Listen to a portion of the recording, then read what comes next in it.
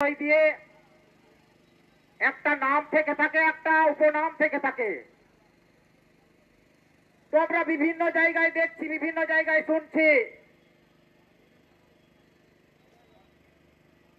যে জায়গায় যে পদবি নিয়ে আমরা এইখানে একটা বিষয় থেকেই থাকে, সেই পদবি বিভিন্ন লোকেরা ব্যবহার করে থাকেন। না আদিবাসী না জেনারেল, তার মধ্যে কোনো ভেদাভেদ নাই, একই রকম পদবি বিভিন্ন লোক ব্যবহার করে থাকেন।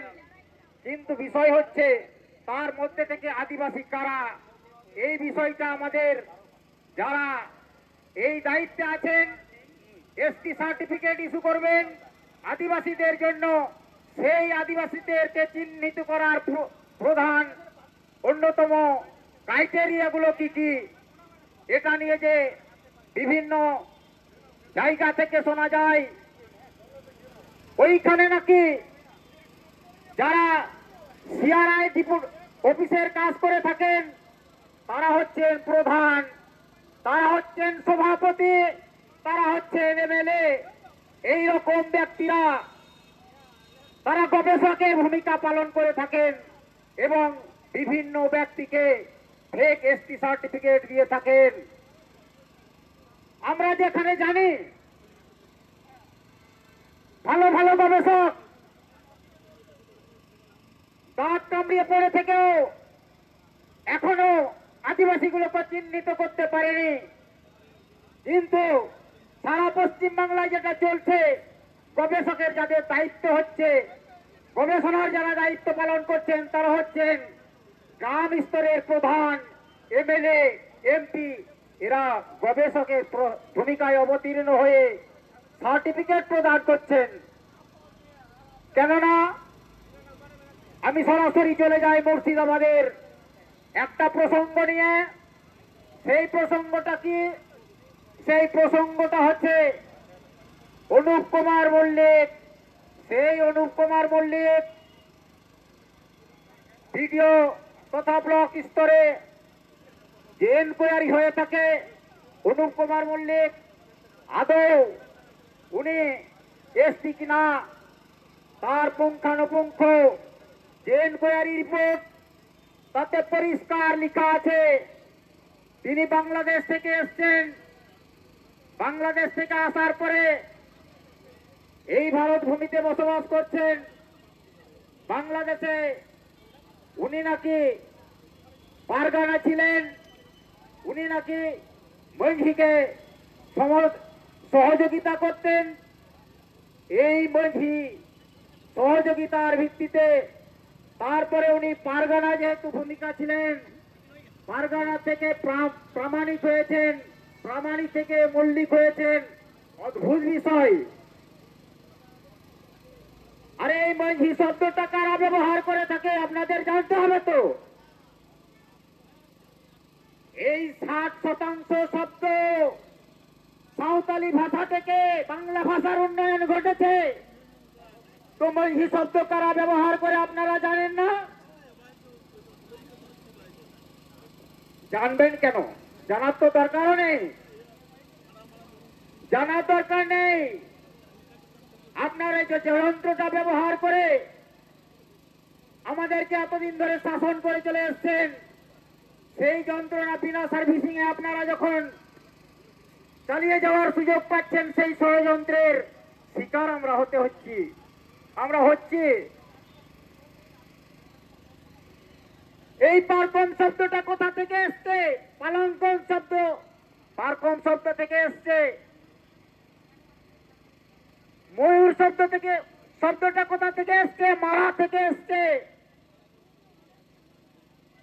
পরবর্তীতে এসডিও ক্যান্সেল করার পরেও সেই মল্লিক পদবীধারী ব্যক্তি ডিএম এর কাছে অ্যাপ্লিকেশন করলেন। সেই ডিএম নাকি আমি আমার সংসারের, আমি আমার শরীরের ব্যথা বেদনা যতটা না জানবো, আমার জাতি সম্বন্ধে যতটা না জানবো, উনি তার থেকে বেশি জেনে উনি বলছেন সেই মল্লিকও এখনো এসটি, সেই মল্লিক এসটি। আমি ওনাকে চ্যালেঞ্জ করে বলছে সাত উৎপত্তিটা কোথায়, মল্লিক পদবীর উৎপত্তিটা কোথায়? উনি আজকে প্রমাণ দিন, উনি আজকে প্রমাণ করুন।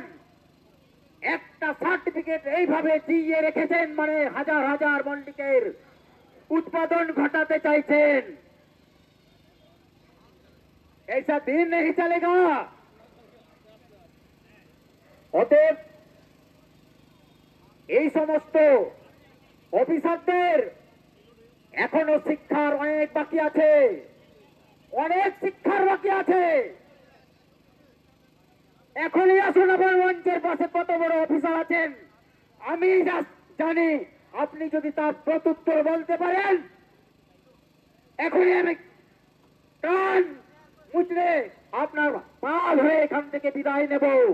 কোন অফিসার থাকেন এই বিল্ডিং এর মধ্যে, আমার সম্বন্ধে আমি জানবো না। উনি জানলেন একটি মল্লিক পদবীধারী ব্যক্তিকে এখনো পুষে রেখেছেন। হাজার হাজার মল্লিক এরকম বেরোচ্ছে।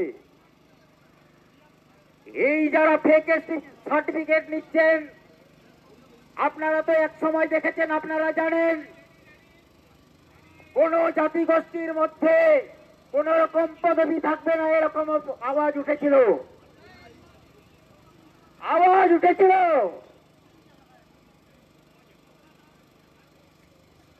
প্রতিদিন পত্রিকায় 1796 পদবি তুলে দেওয়ার ডাক দিয়েছিলেন মমতা।